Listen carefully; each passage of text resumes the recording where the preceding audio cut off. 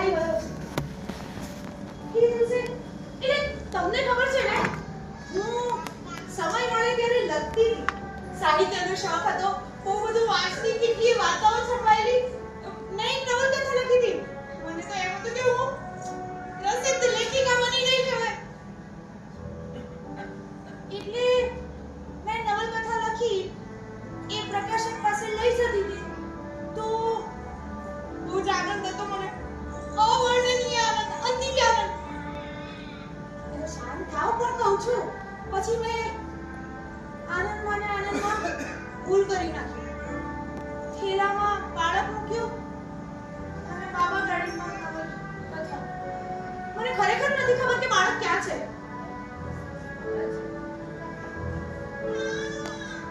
પછી બેગ ક્યાં ગઈ?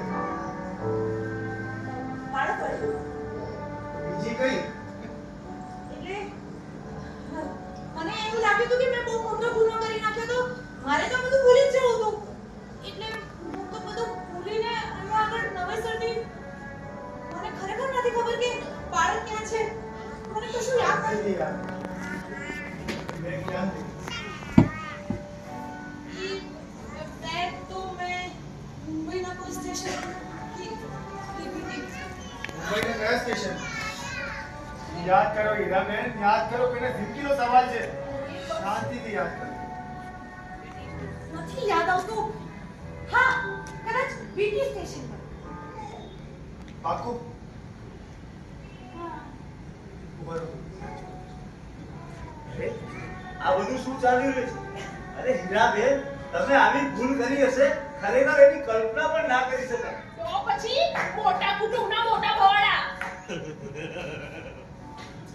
આ હૃદયના બહુ ગંભીર લાગતા હતા. આના રૂમમાંથી ઔષધ પાછળ આવે છે ને આવે છે. અવાજ ઓછો કરો. આ રહસ્ય તો હવે ઘેરું બનતું જાય છે.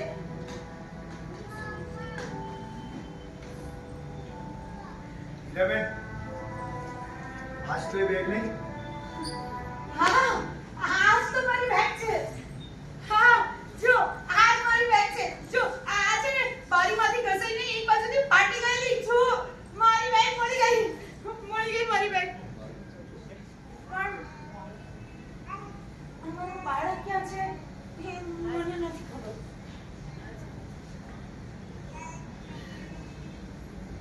એ બાળક હું જ છું બા.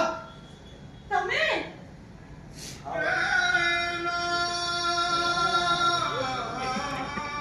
તે મને બાકી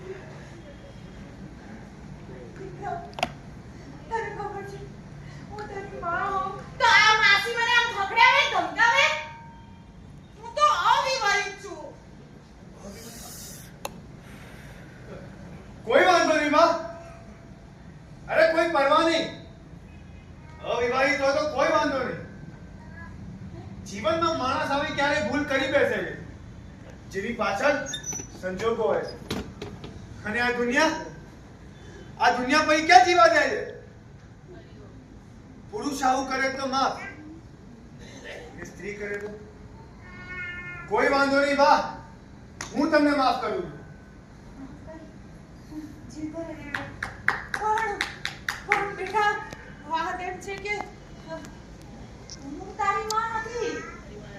તારી માં કોણ છે તો આ માસી કહેશે. મને નથી ખબર એ કહેશે. આ બધું શું સાંભળું છું?